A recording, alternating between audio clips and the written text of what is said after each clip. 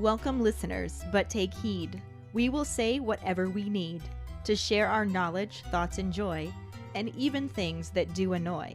So join us now, but be aware, we have a tendency to swear. We'll dial it back a little bit. But frankly, we don't give a shit. Welcome to Just Keep Rowling, a Harry Potter book movie compare and contrast podcast. I'm Katie, and the Margay sitting across from me is Ellen. Don't you know that I heard it through the grapevine? No, I said Margay, not Marvin Gaye. Oh, that still doesn't make sense. Look it up, they're adorable. Just like you. Aww. On that note, let's just keep rolling into the rolling rehash. Last week we covered the second half of Chapter 2, A Peck of Owls, and the absolutely no corresponding film scenes. Harry tries his best to explain everything to Vernon in his fish face, but the bag of assholes really earns his name by wishing the death penalty on his nephew. Dudley is still catatonic and even less useless than usual. Owls are way more persistent than bill collectors and aren't deterred by silly closed windows. And Petunia gets a verbal bitch slap when Harry's safety comes into question. During episode 120, Clearly Not Clearly, our Potter pondering was, what would happen if you jacked a Dementor in the face? Hey Ellen, hey Katie, it's Jackson with this week's Potter Pondering. So, what would happen if you jacked a Dementor in the face? Honestly, I personally think it wouldn't do anything. You know, it'd just continue trying to suck all the happiness out of you and attempt to kiss you. I mean, you would connect with something because Dementors do have a head, a face of some kind, but it just wouldn't affect it. I think it'd just get on with its business. Hi, Ellen and Katie. This is Ashley with this week's Potter Pondering. Can I tell the Dementor to catch these hands? I doubt it. I mean, they're kind of slimy. Slimy hands, slimy face. Might just kind of roll off. You know, the nasty little cheek. But I'd like to think that I have a better chance with the book Dementor since they don't fly around. I'll probably be able to, sneak diss him or something, catch him while he ain't. Wait, they don't really look, but just... Well, then why can't I? They can't even see it coming. But anyway, I digress. I don't think it's possible. I was always under the impression of, especially when I was a child reading these, that it was more or less like a magical barrier or something. Or at the very least, they suck so much energy out of you. You had no strength to do much of anything. Anyone who can actually see a Dementor would know you can't sock it and win effectively. You know what I'm saying? That you would have to magic this motherfucker out. And muggles can't see him at all, so they wouldn't know where to swing, It's kind of like they're their own defense mechanism of sadness. Oh, so depressing. Hey guys, Mike calling into the Potter Pondering. Just wanted to put in my 2 cents about whether or not you could punch a Dementor in the face.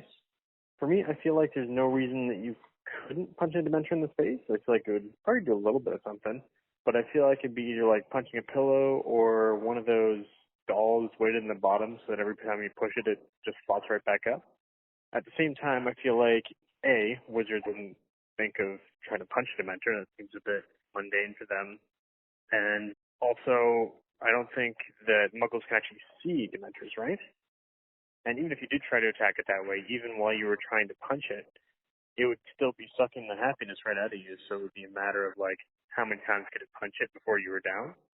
As for punching it, Harry says that for some reason the Patronus is the only thing that works. But my question is, why wouldn't other spells work, why wouldn't I be able to Avada Kedavra a Dementor, for instance? Would it die or not? Also, I feel like setting it on fire would be an effective defense. Probably wouldn't hang around too long if it was, on fire and maybe had a few limbs missing. So yeah, those are my thoughts on that, and thanks. Hey guys, it's Michaela here with this week's Potter Pondering. So I thought about what would happen if you jacked a Dementor in the face. You probably make it more angry and make it want to come after you more. It's sort of like when you make a lion or any other creature more angry, they really just want to come after you more. The Dementors are already vicious creatures, so hit them in the face and they become even more vicious than what they already are. Alright, that's all. Signing off. Thank you so much for your responses. Our trivia question last week was, what is Hedwig eating when she returns to Harry's bedroom from hunting? Hedwig returns with a beak full of frog. Ribbit. Ribbit. I don't think it was ribbiting anymore. I would hope not. But congratulations goes to Jackson Miller. Woohoo! Again, Mike was right there answering too, and Michaela wasn't far behind. Is Mike gonna get in with the correct answer first? Is Michaela gonna beat her brother to the answer?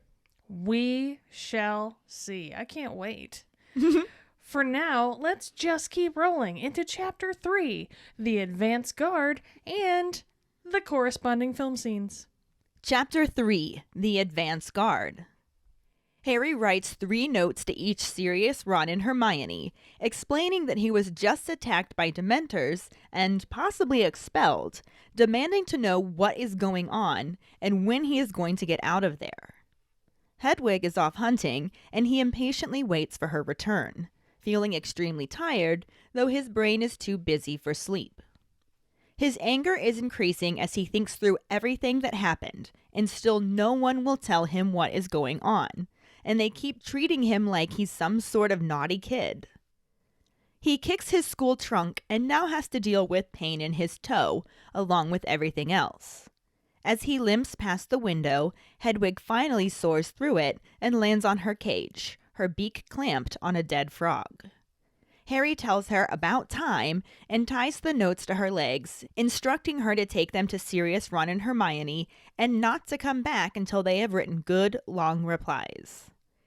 She hoots a response through her beak full of frog and takes off, leaving Harry feeling guilty that he was irritable with her since she's his only friend at Privet Drive.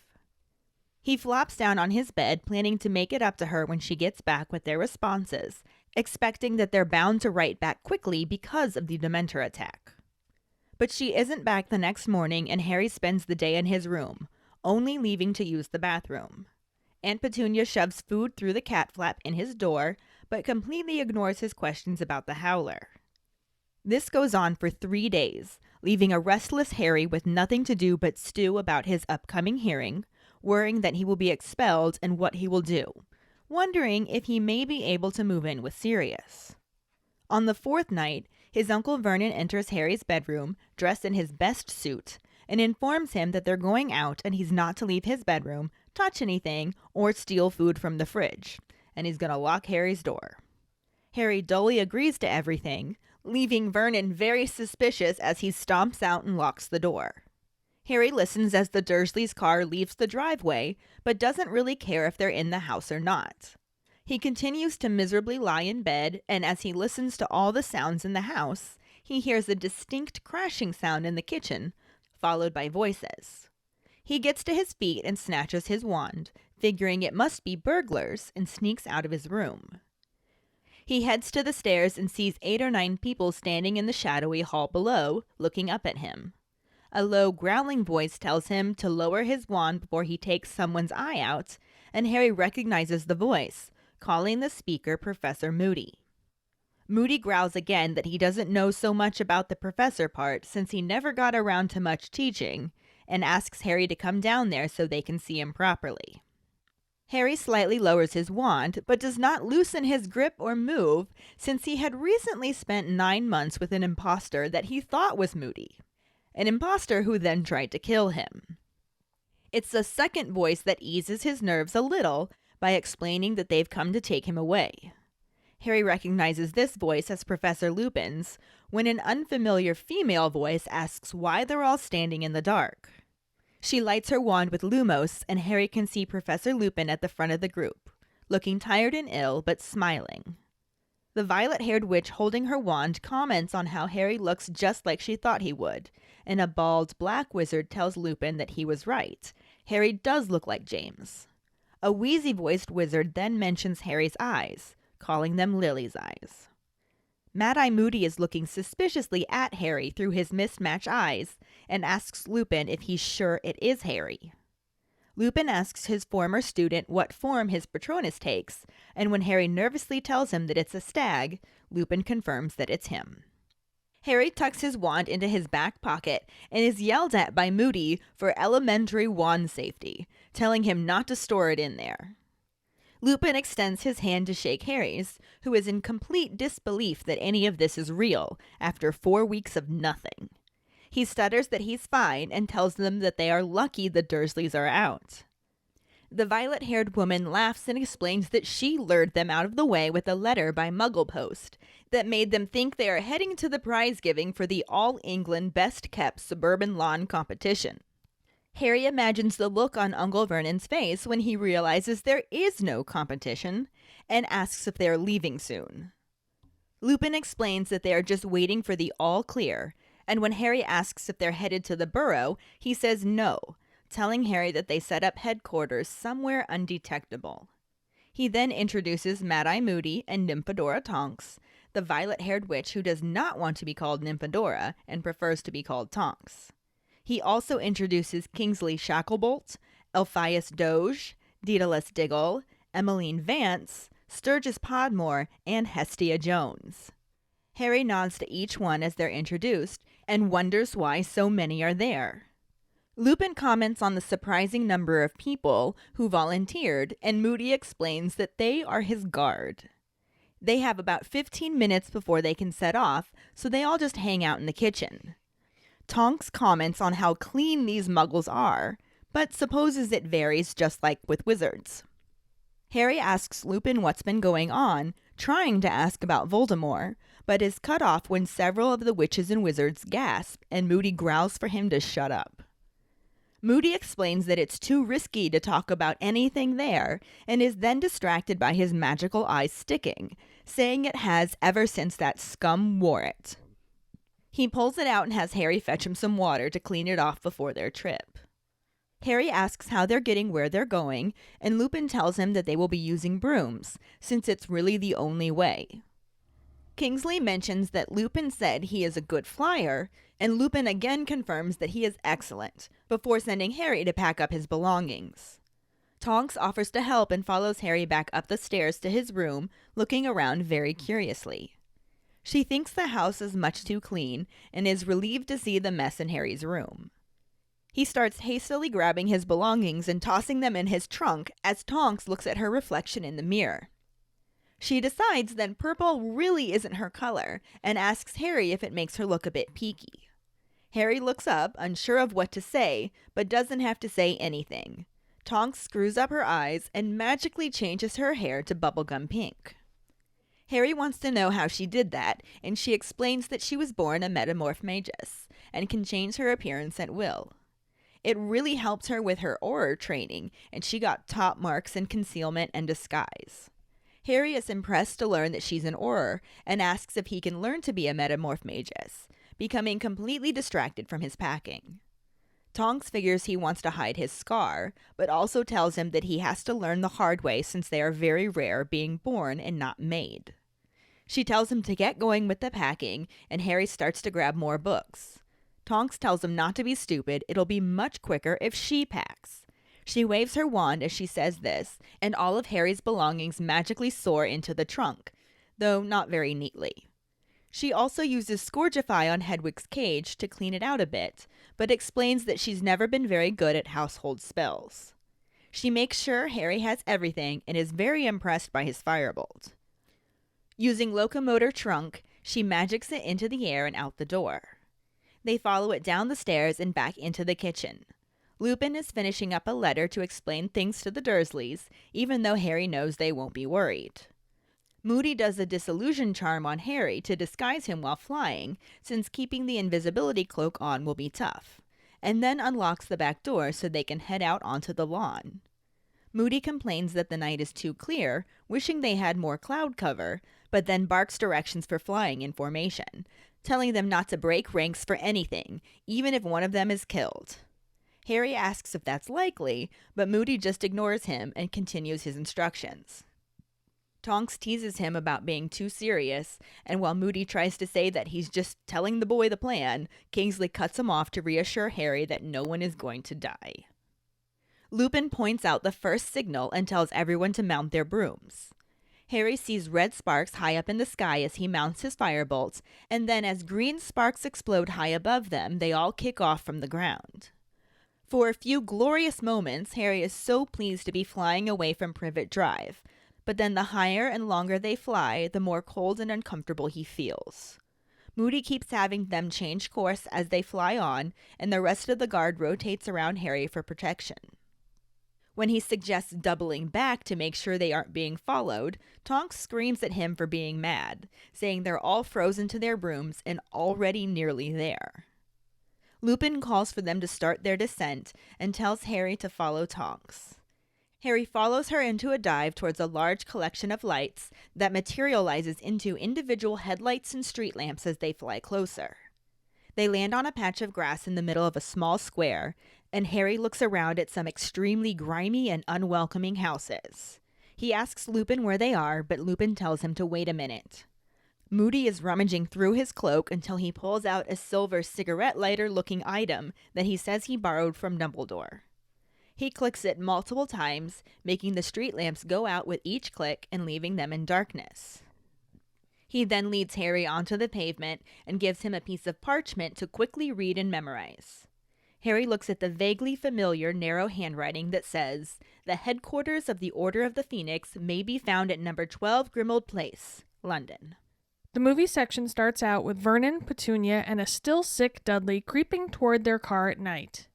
Petunia opens the rear car door and sneaks around to the other side as Vernon helps his son into the car, covering his face with a blanket as he pushes him into the back seat. He notices Mrs. Figg is watching them from her window and gives an awkward smile as he points to his son and mouths that he's not feeling well before closing the door. The scene then cuts to Harry in his bedroom as he frustratedly slams his fists against his wall next to Hedwig's cage. The motion causes her to whistle in irritation and a picture to fall off the dresser as well. Harry bends over to pick it up and apologizes to Hedwig before sitting down on his bed and setting the picture of his parents on his desk next to it. The camera briefly focuses on the picture of them before cutting back to Harry sitting dejectedly on the bed. The scene fades to black and transitions to a flashback of Cedric being killed and Voldemort returning to his body, before switching back to Harry as his eyes open, waking from the dream. He blinks and continues to lie in bed until he hears something falling over in another room. The sound startles him and he glances over towards it before reaching for his glasses on his desk. He puts them on, looks at the door, and hurries to his feet as he sees the key turning. He pulls out his wand as it falls to the floor, but before he can do anything, the door opens with a flash of a bright white light and a squawk from Hedwig. Harry blinks and a woman's voice whispers that the Muggles are very clean. A very familiar sounding voice admonishes Tonks, and then a purple-haired woman steps through the door, closely followed by Mad-Eye Moody and a few other wizards. Harry recognizes Professor Moody and asks him what he is doing there. Moody answers that they are rescuing him, of course, and the camera cuts to him leading the group out of the Dursleys' house as Harry hurries behind him, trying to get his questions answered. Moody explains that he hasn't officially been expelled and tells Kingsley to take point. Kingsley steps forward as Harry asks about what the letter says, and he takes over explaining to Harry that Dumbledore was able to persuade the Ministry to suspend the expulsion pending a formal hearing. The group lines up along the edge of the road as Harry asks about the hearing, and Tonks leans forward to reassure Harry that they will explain everything once they are back at headquarters. Moody shushes her, calling her Nymphadora, which angers the witch, who demands that he not call her Nymphadora, as her hair magically changes colors to orange. Moody ignores this and bangs his staff on the ground twice. Tonks shakes her hair back out to purple as broomsticks fly towards them. They each catch theirs, and Moody tells them all not to break ranks if one of them is killed. The camera zooms in and then cuts to Mrs. Figg watching from her window as they all fly off. Flying high above the city and then over the river, the camera then shows them flying down to just above the surface of the water and around several boats. Harry nearly flies into one before dodging it at the last second. They fly past the Palace of Westminster and back up into the sky, disappearing into the night. The camera cuts to a view of some terraced houses partially through the trees and pans down as the garbage truck drives by and the group of wizards approach and open an iron gate across the street. They cross and stop on the edge of the road. Moody looks around and then begins to tap his staff on the ground again. So there are absolutely corresponding film scenes here. Mm-hmm. Though they are definitely streamlined quite a bit from the book. As per usual. There's also a few minor changes. Like they do. Mm-hmm. It's mostly streamlined, except for the part where they also added some extra, let's call it unnecessary excitement. So unnecessary. But we will get to that. Ellen has thoughts. I have thoughts. We'll get to my thoughts. The book starts out with Harry writing notes to the three most important people that should be giving him information but haven't been. Sirius, Ron, and Hermione. Sure. Even though they probably know this by now, he knows Sirius does. He tells them, hello, I was just attacked by Dementors. WTF. That was basically the letter. It's very succinct. Yeah. Basically, he wants to know what's going on. Mm-hmm. Tell me now. When am I getting out of here? The fuck is going on here? Exactly. Yes. He wants to send these letters off immediately, but Hedwig's out hunting. Like she does. Yeah, gotta eat. Mm-hmm. You know the statues of assholes aren't buying owl food, Shit, they barely buy Harry food. right?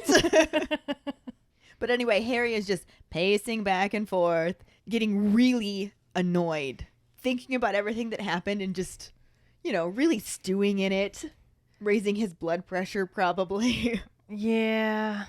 A lot of extra stress. So the really big thing on his mind right now, aside from, everything, is the fact that he's being treated like he's just some sort of naughty kid. He's naughty. Naughty. I don't think they meant naughty like that. I know, but I just can't help but hear it like that. That's fair. It is you. Yep. But anyway, in his anger, he decides to kick his school trunk. Something similar happens like this in the movie. Kinda, yeah.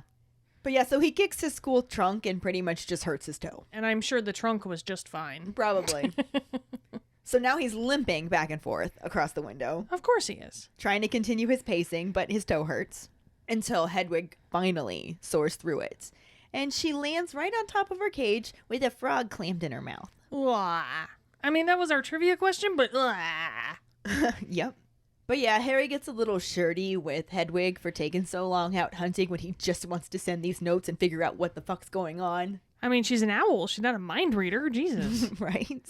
The hell's he expect from her? Apparently to not take so long hunting. Obviously. But anyway, Harry's frustrated that it took her so long and just immediately is like, about time, and ties the notes to her leg. Like, take these to Sirius, Ron, and Hermione and don't come back until they've written good, long replies.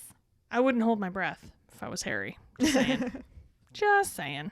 Well, she doesn't seem to be too upset with him. I think she understands that he's going through some things because she just hoots her response and she's got a mouthful of frogs still.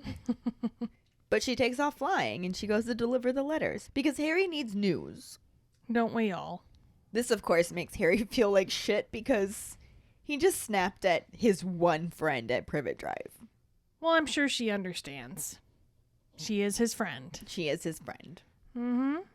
He then flops down on his bed and figures he'll just fix it when she's back. I'll make it up to her. Get her some extra frog treats or something. Figuring that this is going to happen quickly.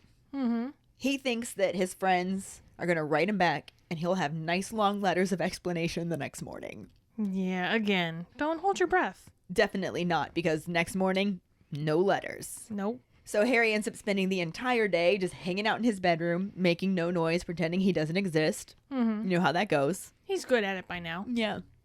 But this time he is allowed to leave his room to use the bathroom. I feel like in the past they used to just give him a bucket. Ew. But no, they just make him clean it. So, yeah. Oh. We need to move on from this because I don't want to think about it anymore. Sorry. Thankfully, they had previously installed that cat flap in Harry's door because that gave Handbag of Assholes a way to get Harry some food without having to look at his face. Oh, isn't that lucky? Yeah.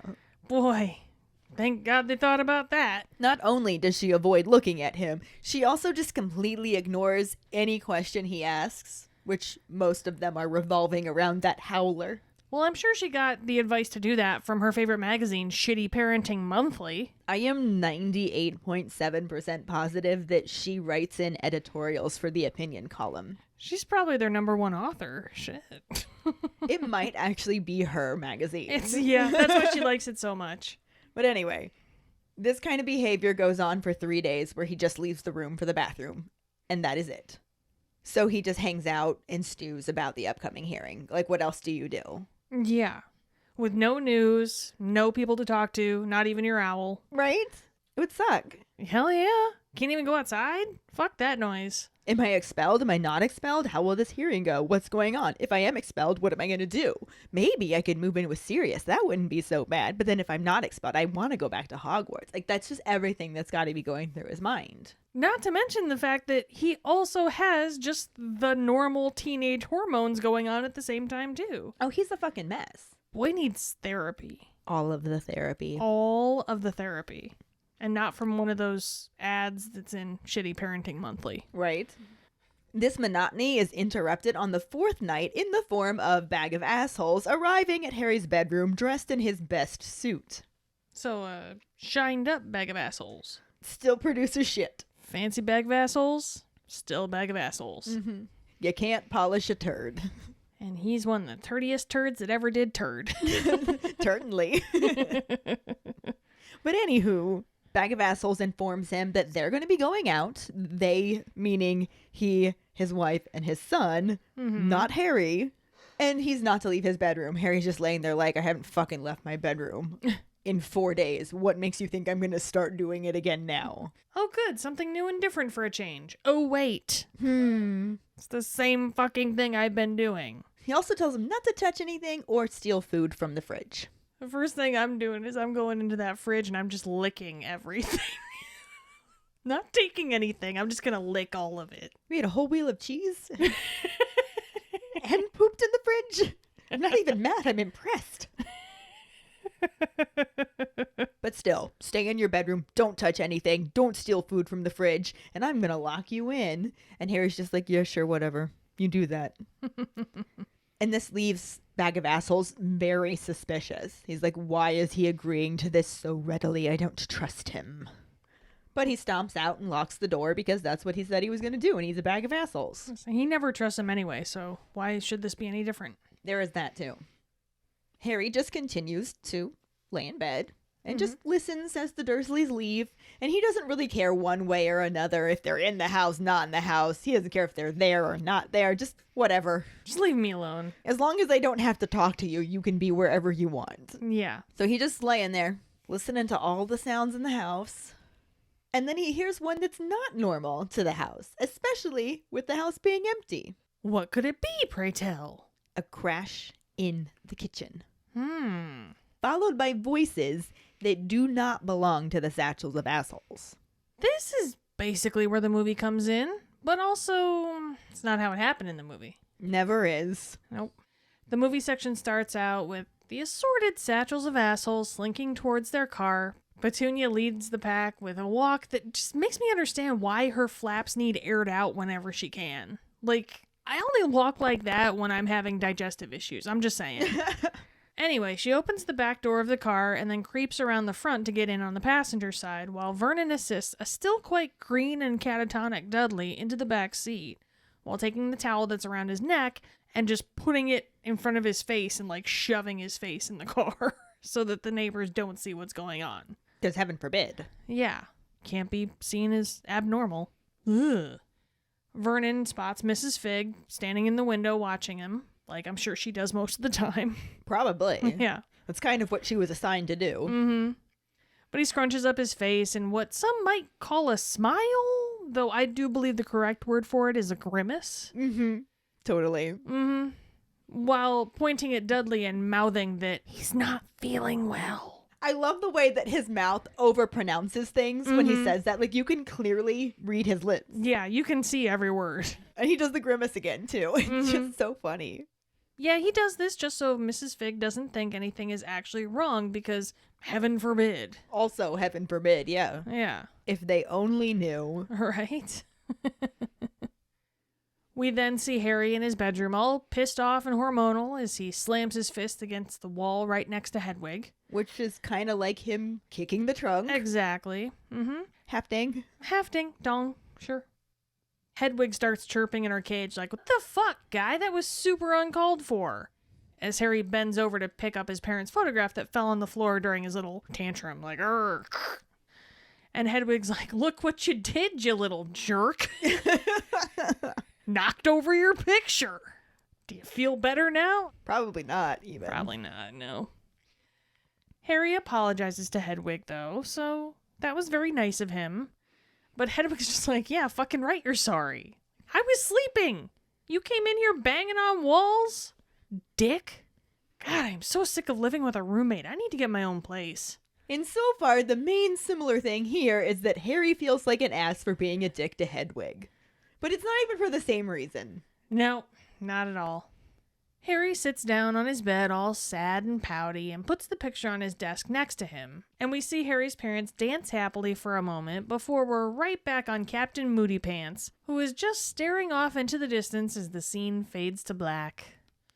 We then see flashbacks of Dedrick being made, and Harry screaming as Voldemort opens his creepy-ass white eyes after returning to his body, before seeing Harry's eyes shoot open as he wakes from a really shitty nightmare that he's apparently been having for quite a while. Which we do learn in the book. He has those nightmares, so at least they sort of alluded to it. Well, they mention it in the movie, too. When Yeah. he's, moaning in your sleep every night, This is what he's talking about. That I would moan in my sleep if I was having those visions every night, too. Yeah, pretty miserable.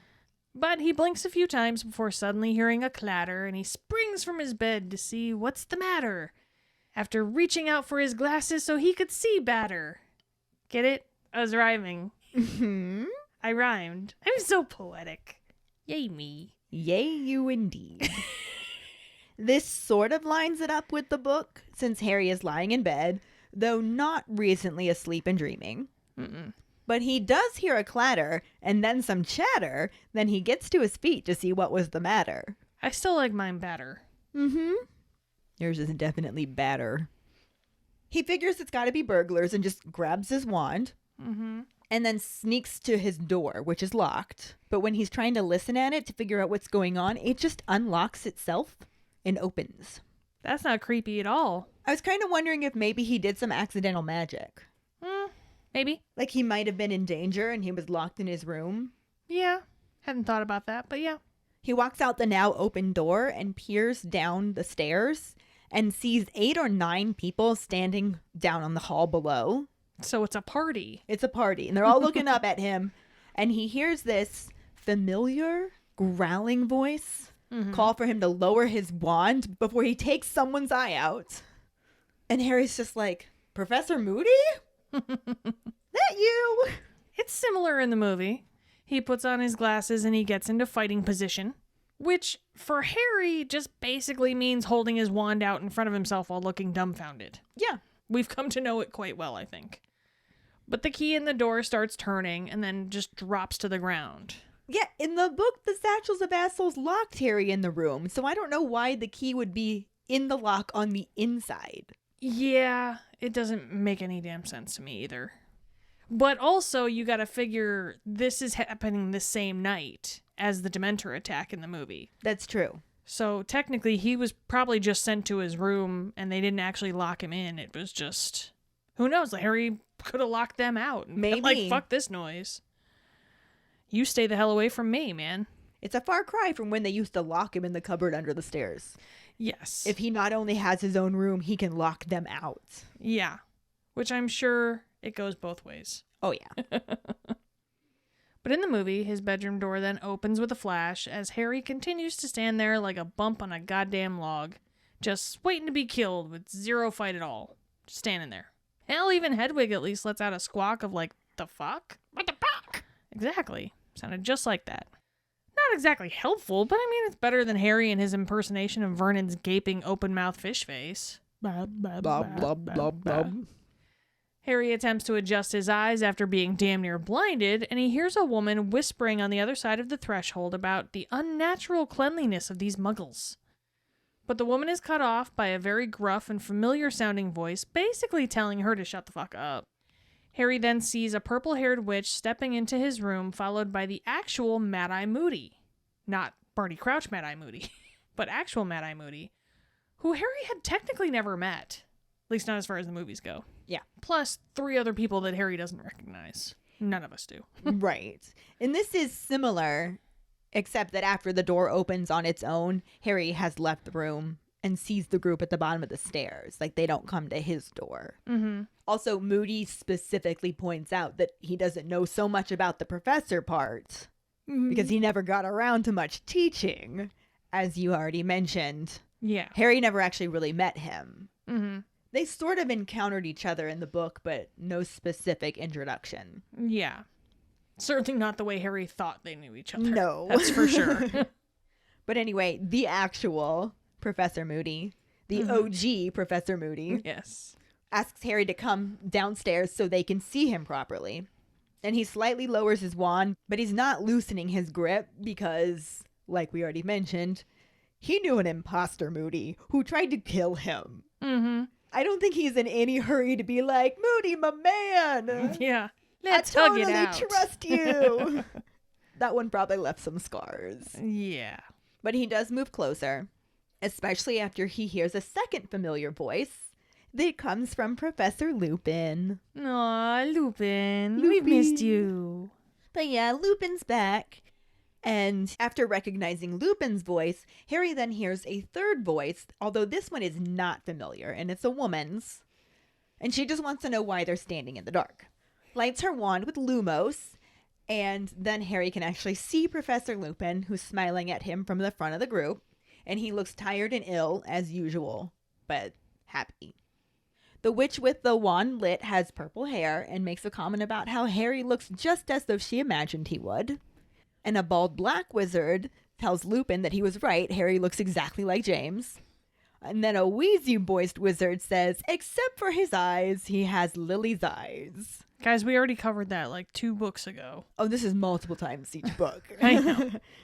Mad-Eye Moody, being Mad-Eye Moody, is looking at Harry very suspiciously Mm-hmm. because he's Mad-Eye Moody. Yeah, he's suspicious of everyone. And he asks Lupin if he's sure that is actually Harry. So Lupin's like, what form does your Patronus take? And Harry's like super nervous even though he knows the answer. He's like, it's a stag. That's like anything when you get a pop quiz, you're just like, it's that pressure. But Lupin's just like, yes, this is definitely Harry. So Harry's just like, okay, that's Lupin. That's Moody. I'm okay. And he tucks his wand into his back pocket and immediately gets yelled at by Moody, who's like, hello, elementary wand safety. Don't store it in there. Better wizards than him have lost buttocks. And the violet-haired woman is extremely interested to know who Moody knows that's lost a buttock. And I'm extremely interested to know why the fuck this wasn't included in the movie. Because they don't love us or want us to be happy. We've discussed this, Ellen. How amazing would this have been? Yeah. Although it does kind of make me wonder if Moody is the one with the prosthetic buttock. I mean, it would explain the limp, right? But would it be buns of steel or would he have like a wooden one, like his leg? I would say buns of steel, but S-T-E-A-L, because he takes them from his vanquished enemies. Like, what's going on, Moody? Why do all the murder munchers you capture come in with half their butts blown off? That gives a whole new meaning to playing grab ass. They'd have to start calling him Mad-Eye Booty. Like Moody the Booty. Moody the Booty. Yeah, and the murder munchers he catches are booty callers. But then I don't know. Moody's really dedicated. He wouldn't do anything half-assed. It's not his way. It's not. Moody the Booty. Mad-Eye Booty. Anyway, Lupin goes to shake Harry's hand, and Harry's just like, is this possibly real? It's been 4 weeks of nothing, and they're all here? Mm-hmm. And I do want to point out that 8 or 9 of them, not 5. Yeah. It was a whole guard, man. That's what they were. They were his guard. Mm-hmm. Harry manages to say that he's fine. And he's like, man, you're all really lucky that the Dursleys are out. This makes the violet-haired woman laugh, and she's just like, they're out because I lured them away. I wrote them a letter through Muggle Post that made them think they're headed to the prize giving for the All England Best Kept Suburban Lawn Competition. And you know she's so proud of this. This was probably her idea. The fact that she felt the need to say the whole thing. She made all of this up and was super pleased with herself. I wonder what that's like to be around someone who does that. My hair's purple, too. I love you. This obviously didn't happen in the movie, as they streamlined it to be the same night that Harry and Dudley were attacked by Dementors, and the Satchels of Assholes were just out at the hospital instead of it being 4 nights later. Yeah. And I think it honestly did streamline it pretty well. Mm-hmm. Because in the book, it just mentions how Harry imagines the look on Vernon's face when he realizes there is no All England Best Kept Suburban Lawn Competition. And honestly, that's just some fun color, especially since we never actually find out how the Dursleys felt about that. Yeah. Though I'm sure we could totally imagine their reactions. You know what? That should totally be our Potter Pondering. How do you think the Dursleys reacted when they found out there was no All England Best Kept Suburban Lawn Competition. Exactly. But yeah, Harry can imagine it. Mm-hmm. He does imagine it. And he's just like, I don't want to be anywhere near here when they find out and come home. So are we leaving like 5 minutes ago? Yeah, can we go now? And Lupin's like, we just have to wait for the all clear and then we are out of here. So Harry's like, are we going to the burrow? And Lupin's like, no. We've got headquarters set up somewhere undetectable. And Harry's just like, headquarters? Ooh. But he doesn't really get to start asking questions now because Lupin distracts him by making an introduction of his very large guard. Sure. Starting with Mad-Eye Moody, which was weird because Harry's just like, I kind of already know you, but I don't. Mm-hmm. And then Nymphadora Tonks, who immediately gets angry for being called Nymphadora. And Lupin's like, let me finish. Nymphadora Tonks, who prefers to be known by her surname, Tonks. Mm-hmm. Yeah, there was kind of a moment in the movie. We'll get to it in Yeah. a minute, but... Lupin also introduces Kingsley Shacklebolt, who is the bald black man. Mm-hmm. Elphius Doge, Daedalus Diggle, Emmeline Vance, Sturgis Podmore, and Hestia Jones. Those are excellent names. I know, they're great. Harry nods to each one as they're introduced, and he's just thinking to himself, why are there so many? And it's like Lupin can read his mind because he just says, a surprising number of people volunteered to be your guard. Again, similar, but streamlined in the movie. There's no real introductions because Lupin's not there to make them. Which is just, Right? But Harry just realizes who he's looking at and asks what the hell they're doing there. Moody tells him that they obviously showed up to bask in some of that lovely Muggle hospitality that his uncle is known for. Why the fuck do you think he's there, Harry? Like, we're here to save your ass, as per usual. Duh. Duh. Seriously. No, he's back at Grimmauld Place. They have about 15 minutes before they can set off, so they're just kind of chilling in the kitchen. Tonks makes a comment on how clean the Muggles are, but also supposes it varies, just like with wizards, because some people are messy, some people aren't. This did get referenced in the movie since she made the comment in passing as Harry's door opens. Yeah. So there's that. But at this point, the book again gives more details and a hint of a trip to the Department of Backstory. None of that in the movie. Harry asks Lupin what's been going on with Voldemort, but several of the people in his guard all gasp. And Moody's just like, shut up, man! He explains that it's too risky to talk about anything there, and then gets distracted by his magical eye sticking in his eye socket.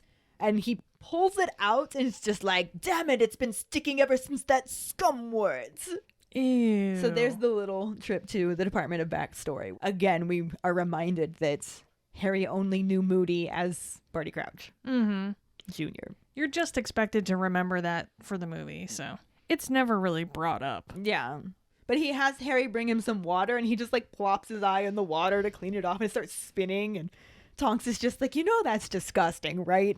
Gotta do what you gotta do, You gotta though. do what you gotta do. Harry's kind of oblivious to all of this because he just wants news of any kind. And he's just like, well, how are we getting where we're going? And Lupin explains that they have to fly because it's pretty much the only way. Every other way is going to be monitored by the Ministry. They can't apparate. They can't use a port key. They can't use blue powder. He pretty much just leaves flying. Yeah. They can't take him on the night bus. No. Too many paper trails. Yep. Can't have a paper trail. Kingsley tells Harry that Lupin says he's a good flyer, and then Lupin's again like, yeah, he's excellent. Mm-hmm. You need to go pack. We don't have time for this chit-chat. Go get your shit. We'll talk later. We'll talk later. And Tonks offers to help. I think she really just wants to explore the house a little bit more. So she follows Harry back up to his room and just like, this house is just much too clean. This is really weird. And then they get inside Harry's room. She's just like, oh, much better. Because Harry spent the last 4 days just living in his own filth. Mm-hmm. Sounds like me. Anyway, he starts just grabbing all of his things and just throwing them into his trunk, just not caring about anything. And Tonks is distracted from helping him by her own reflection in the mirror. She's like, I don't think purple's my color. Do you think it makes me look a little peaky? And Harry's just there like, how do I answer this question? Abort. Yeah. There's no way for him to answer that. This is a trap. This is such a trap. So he's just like, but she doesn't even need an answer because he just goes, yeah, too peaky. And she screws up her eyes and all of a sudden her hair turns to a bubblegum pink. We do get a hint of that in the movie, a little bit during the scene, but no real explanation for why she can do that. Yeah. Book Harry wants to know how, and we get a full explanation back. She explains that she was born a metamorph magus and can just change her appearance at will, whenever she wants. That is my dream life. How fucking cool would that be? Oh. It's something that really helped her with her aura training, and she brags about being able to get top marks in concealment and disguise without having to study at all. Well, yeah, I bet. Harry's super impressed to learn that she's an aura because this is something he's kind of been thinking about in the back of his mind ever since imposter Moody told him he should. Mm-hmm. And starts asking questions about being a metamorph magus, wanting to know if you can learn how to do that. Getting completely distracted from his packing. And Tonks is like, I bet you'd love to hide that scar, wouldn't you? And Harry's just like, yeah. Yes, please. But she tells him that he's got to learn how to do it the hard way because metamorph maguses are born, not made. And she tells him to get moving with the packing, and he starts grabbing things again, but this time she's not distracted by her reflection, and she's just like, don't be stupid, it'll be faster if I do it. And she just waves her wand over his stuff, and it just sort of like flies up in the air and soars into the trunk. It's not really neat or anything, but it's all in the trunk now. Mm-hmm. But I kind of wonder about this too. She just did magic, and Harry has the trace. Yeah. I would love to know a little bit more about how the trace works, because when Dobby did magic, Harry's trace picked it up and they thought he did the magic. Mm-hmm. So if it can't identify who's doing the magic, that means the Ministry would have to know that somebody is near Harry Potter doing magic. Theoretically, yeah, you would think. But maybe it couldn't identify elf magic and it can't identify other wizard magic? I know that the author has talked about it in the past. Well, I remember reading that when it comes to magic done around minors in magical households, it can't identify who's doing it. Yeah. So they just assume that the parents are enforcing that expectation. Mm-hmm. That is not fair at all. No, it's not. Because then magical kids can totally get away with using magic in their magical household, whereas muggle-borns just can't. Yeah. There's a lot of extra practice they could get, and that's Right. a lot of extra stuff they could do that just... I feel like maybe they could give them a prescribed list of magic they are allowed to do as long as it's not in front of muggles or something. You would think.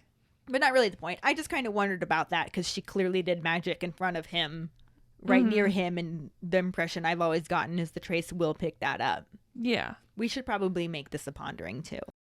But anyway, Tonks is helping him pack. Mm-hmm.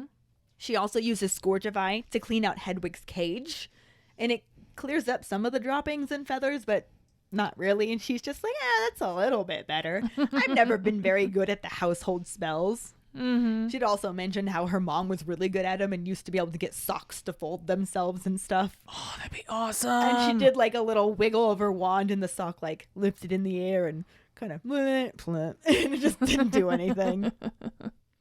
Some are just domestically challenged. Some are.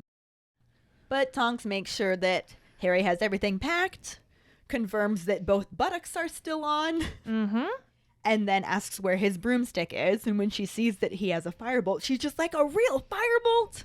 Fuck yeah. Fuck yeah. I love Tonks.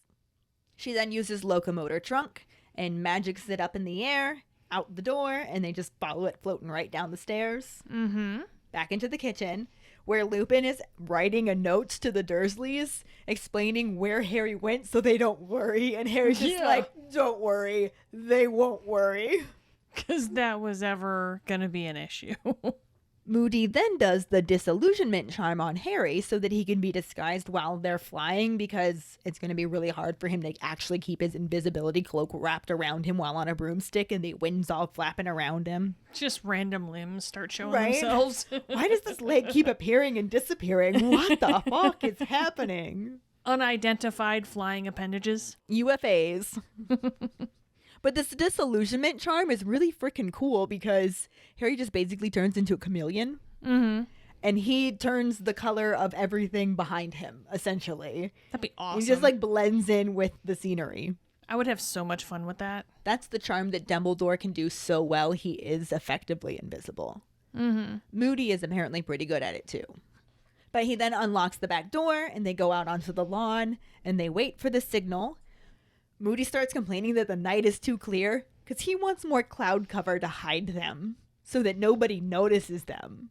I'm going to reiterate that. He does not want them to be noticed. What are you getting at, Ellen? What am I getting at? Is there a contradiction coming? Is there ever? But he begins barking directions for them about flying in formation, tells them not to break ranks, and if one of them is killed... Harry's just like, is that likely? And Moody doesn't answer this. He just continues his instructions, and Tonks is like, stop being so cheerful, Mad-Eye. He'll think we're not taking this seriously.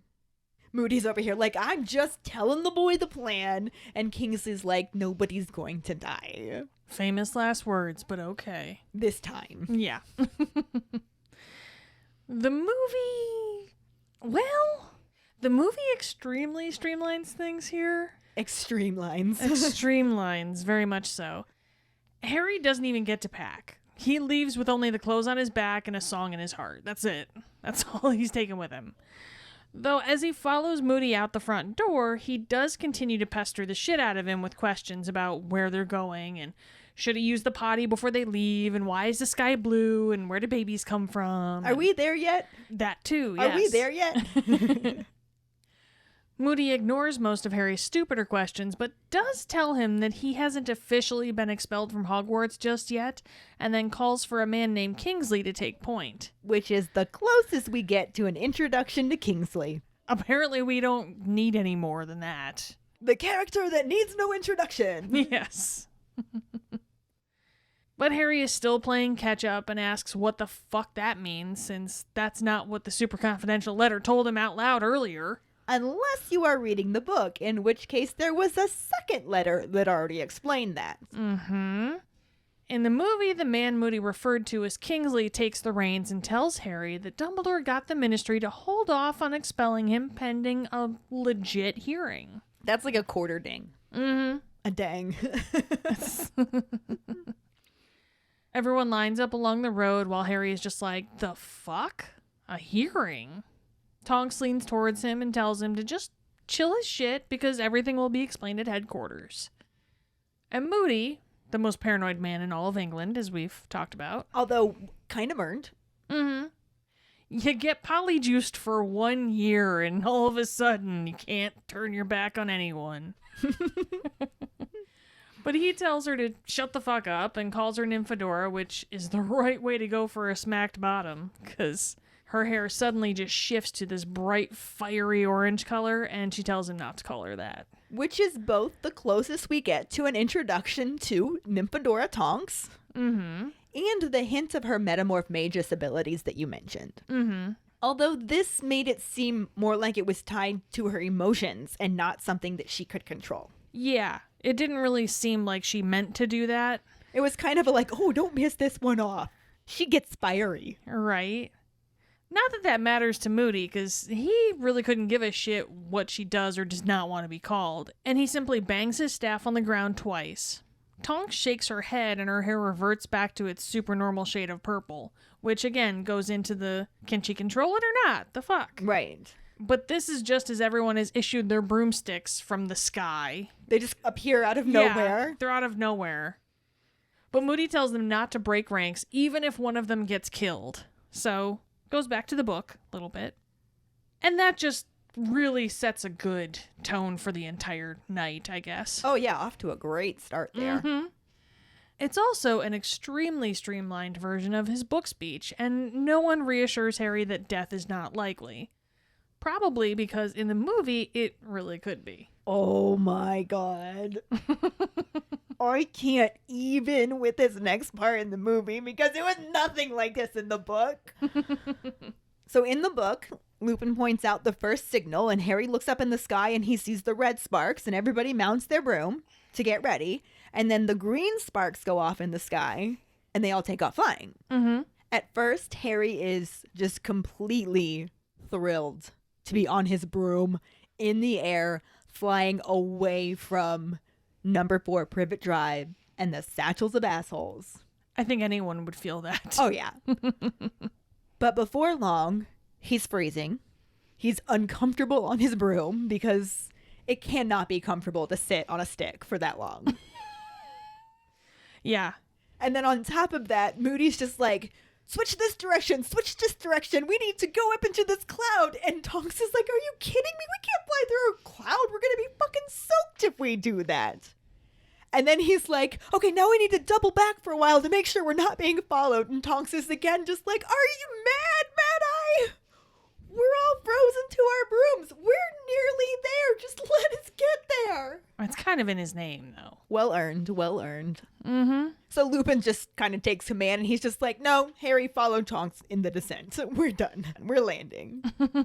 So Harry follows Tonks into a dive towards the largest collection of lights that he's seen the whole time because they're up in the sky and they can see little clusters of lights of all of the cities that they flew over. Mm-hmm. And this one is the largest, so this is clearly a big city, and then all of the lights reveal themselves to be headlights and street lamps and stuff as they all get closer. Mm-hmm. City lights. City lights, the huge. Yeah. They land on a patch of grass, which is in the middle of a square of a really icky neighborhood. Mm. Harry looks around and just sees these super grimy, unwelcoming houses, and he's like, what are we doing here? Mm-hmm. And that's all. That is the whole story of their travel from Privet Drive to here. Just a few sentences. Nothing crazy, kind of cold. Moody's paranoid.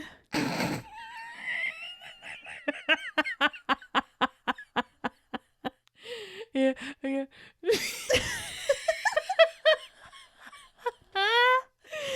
Oh my god. It's so funny because that's not at all how it happened in the movie. Ugh. We get a glimpse of cute little Miss Fig once again watching from her window. I don't even think it was once again. I think she's been standing there the I was entire gonna say, night. yeah. Because again, it's all the same night. It's all the same night. So she's just chilling at the window still, watching as they all fly away. And then we get to some real grade A fuckery right here.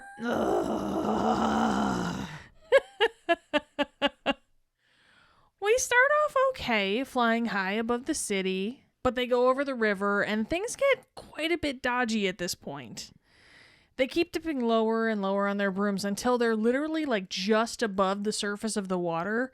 So they're basically street level at this point where anyone could fucking see them. And you know people saw them. Of course. I mean, they're flying around boats like the fucking HMS Belfast and generally giving absolutely zero fucks as to who sees them. In the book, they fucking disillusioned him. This was supposed to be a completely covert operation, but Yates completely forgot the sea, and this was the most obviously overt operation of any occasion. Yeah, obviously overt operation. And Harry, being the dumbass that he is so busy looking at Tonks that he damn near flies into a boat. A fucking boat. Just barely missing it at the last second. So yeah, like, Death was damn near likely with the fucking risks they were taking. That's not enough. They fly under the Lambeth Bridge, past the Houses of Parliament, and off into the horizon. Like, the fuck? Why? Yates. Ew, David. You, David. Ugh. I mean, it does sort of line back up with the book after all that fuckery, so there's that. Sort of. We then see a row of townhouses through the trees across the street as a garbage truck passes by. Once it rounds the corner, Moody and his crew emerge from the trees through the garden gate. Not looking suspicious at all. Nope, not at all. Nope. But they get to the other side of the road where, after checking the surroundings, Moody taps his staff on the ground 3 times. Because heaven forbid somebody sees him tap his staff That's what I was just going to say. after flying past boats at eye level. Yes. Oh no, I can't let anyone see me tap my staff. Mm-hmm. This is also, again, different from the book. What? And this obviously couldn't happen since Lupin wasn't there in the movie, but in the book, Harry asks Lupin where they are. Mm-hmm. And Lupin's just like, hold on a minute. Moody is rummaging through his cloak, and he pulls out a silver cigarette lighter-looking deluminator that he borrowed from Dumbledore, though at this point, we still think it's called a put-outer. Yes. Well, the last time we saw it was Sorcerer's Stone, so Yeah, and they called it a put-outer. it was a put-outer. But just like Dumbledore did, bam, magic. Moody clicks it multiple times, and all of the street lamps go out, leaving them in the dark, so they can still be covert, because they care about that in the book. Don't want to be seen. He leads Harry onto the pavement in front of some of the grimy houses and gives him a piece of parchment to read and memorize. Quickly. He's like, read this. Memorize it. And Harry looks at a very familiar-looking narrow handwriting and reads, "The headquarters of the Order of the Phoenix may be found at number 12 Grimmauld Place, London." So no staff banging. No staff banging. Mm-mm. But we will actually end up talking a little bit more about that change next week, since this is where the book and movie sections both end. But since there are movie scenes, we do have some actors to talk about. We do. We see Brendan Gleeson return as Mad-Eye Moody, except this time he's actually acting as Mad-Eye Moody and not Brendan Gleeson pretending to be David Tennant, pretending to be Barty Crouch Jr., pretending to be Mad-Eye Moody. That was just a lot. He played it pretty much the same, so essentially that means that Barty Crouch Jr. was just a really good actor. I would go with that. He was diabolical. Mm-hmm. I know Max would approve. Right? But also, he was just so moody. Mm-hmm. He is really an excellent Mad-Eye Moody. Yeah. He really is. Didn't get to do a ton. Yeah. I'm still so mad we didn't get to hear him say the line about the buttock. We didn't get Moody Booty. We did not get Moody Booty. No Mad-Eye Booty. No. Oh, It's very upsetting. it is. But I do want to say that Brendan Gleeson is a fantastic actor. And Oh, God. Yeah. the few lines that he did get during this scene were expertly growled. Mm-hmm. He has such a great, timbre to his voice. You Yeah. know what I mean? It's so Mad-Eye Moody. It is so Mad-Eye Moody, though I am genuinely disappointed that we didn't get the buttock comment. I'm not gonna, Yeah. I can't let it go. You guys are going to see a meme of it next week. Because we had to. We had to. We Yeah. did. We also got to meet Natalia Tena as Don't Call Me Nymphadora, or Tonks. Mm-hmm. She is really awesome. And it took me a long time to actually really appreciate her as Tonks. But I've seen other things that she's been in, and I just love her to death. Yeah, I think that I initially had trouble with her as Tonks because I was looking for that bubblegum pink hair. Mm-hmm. Even the purple hair that she had. I thought it would be more vibrant purple. Right. They called it violet in the book. Yeah. That is typically more vibrant than what it was. Her hair is kind of the color mine is now. It's a Yeah. little bit more subtle of a purple. Mm-hmm. And it looked really good on her. Maybe they were just trying to go for those subdued hues to go with the darkness of the Yeah. movie and whatever. I'm sure that was part of it. I think the bigger thing, too, is they hate us and they don't want us to be happy. There is definitely that too. But for what she was given, she did really well. I think she got a little bit more Tonksy in the next scene. Yes, definitely. I don't really like movie Tonks just because they did her so dirty. Yeah. Especially in future movies. But as an introduction to her, I do really like her Yeah. here. Yeah. Mhm. And again, all of that Not Natalia Tana's fault. No, it is not. But I do wish that we could have heard her ask Mad-Eye Moody who he knew that lost a buttock. We just need more buttock. We need more buttock. I just love the fact that she's singular. Just one buttock. But we can also talk about her a little bit more when she gets to do more than just whisper a line and turn angrily orange-haired. Yes. The last new actor that we got to meet was George Harris as Kingsley Shacklebolt. Oh my god, he's just exactly how I imagined Kingsley. Right. The casting on that was perfect. Spot on. It really was. I think we also got bilked out of a lot of his great moments too. Oh, yeah. At this point, it can almost go without saying that when you have a character in Harry Potter, they got bilked out of some of their best stuff in the movie. But it's not going to go unsaid because we're saying it, and the poor guy got bilked. And as a result, we got bilked. But I absolutely love his voice. It's just slow and measured and deep and exactly how I imagined Kingsley Shacklebolt to sound. Yeah. And his accent is it's amazing. Yeah, it's great. And again, we have a few more moments with him throughout the course of this. One in particular that I think we can discuss him a little bit more as it comes up. Yes, definitely. That'll bring us to this week's Potter Ponderings. We do actually have 2 this time. Our first one is, how do you think the Dursleys reacted when they realized there was no All-England Best-Kept Suburban Lawn competition? And then also, do you think that the Ministry can tell if a person who is doing magic near someone with the trace is allowed to do magic or not? Find the post on our Facebook page and share your thoughts, or call us at 216-526-6792 and leave your response as a voicemail. Make sure you start off telling us your name and then go into your answer. And then don't forget, you can also stitch your response on our TikTok video.